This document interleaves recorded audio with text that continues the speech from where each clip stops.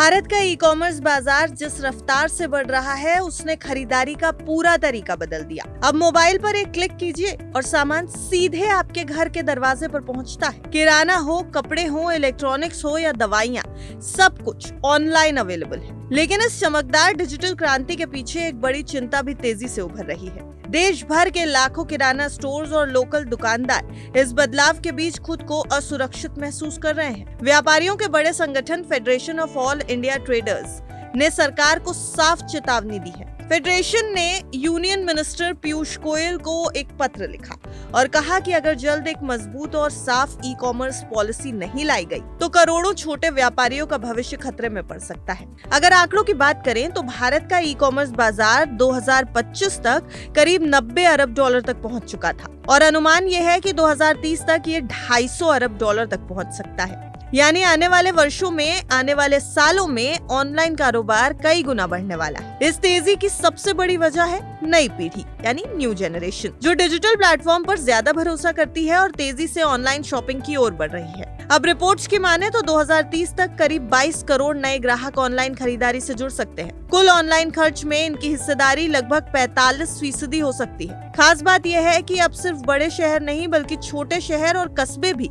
इस digital revolution का हिस्सा बन चुके हैं। टियर 2 और छोटे शहरों से 60% से ज्यादा ऑनलाइन खरीदार आ रहे हैं। इसका मतलब साफ है, ई कॉमर्स अब गांव कस्बों तक पहुंच चुका है। लेकिन जहां एक तरफ ये विकास हो रहा है, ये डेवलपमेंट हो रहा है, वहीं दूसरी तरफ छोटे दुकानदारों की मुश्किलें भी बढ़ रही हैं। फेडरेशन का आरोप है कि बड़ी ई कॉमर्स कंपनियां ऐसे तरीके अपना रही हैं जिससे लोकल दुकानदार मुकाबला नहीं कर पा रहे, जैसे कि भारी डिस्काउंट देना, कुछ चुनिंदा विक्रेताओं को प्राथमिकता देना, कुछ चुनिंदा कस्टमर्स को प्रायोरिटी देना, लागत से भी कम कीमत पर सामान बेचना और सस्ते लेकिन कमजोर क्वालिटी वाले प्रोडक्ट बाजार में उतारना। अब जरा मोहल्ले की दुकान को समझिएगा।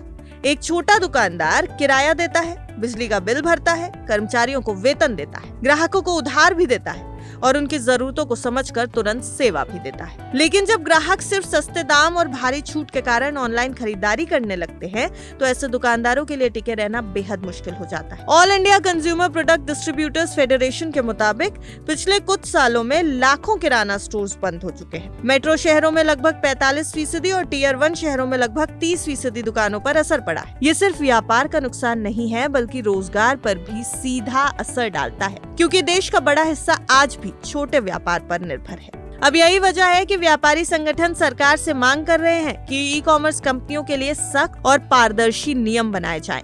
ऐसा सिस्टम हो जहां छोटे और बड़े दोनों व्यापारियों को बराबरी का मौका मिले, कीमतों में ट्रांसपेरेंसी हो, किसी तरह का हेरफेर ना हो और नियम सभी पर समान रूप से लागू हो। सीधी बात यह है कि तकनीक बुरी नहीं है और डिजिटल विकास भी जरूरी है, लेकिन अगर ये विकास एक तरफा हो गया तो इसका फायदा सिर्फ बड़ी कंपनियों को मिलेगा और नुकसान छोटे दुकानदारों को उठाना पड़ेगा। देश के सामने असली चुनौती यही है कि डिजिटल और ट्रेडिशनल यानी पारंपरिक बाजार के बीच संतुलन कैसे बनाया जाए, क्योंकि अगर ये संतुलन बिगड़ गया तो आने वाले समय में गली नुक्कड़ की दुकानें जिनसे हमारी रोजमर्रा की जिंदगी जुड़ी हुई है सिर्फ यादों का हिस्सा बनकर रह जाएंगी। अब सवाल आपसे, क्या डिजिटल इंडिया की दौड़ में छोटे दुकानदार पीछे छूट जाएंगे या फिर कोई ऐसा रास्ता निकलेगा जिसमें सबका साथ और सबका विकास मुमकिन हो सके?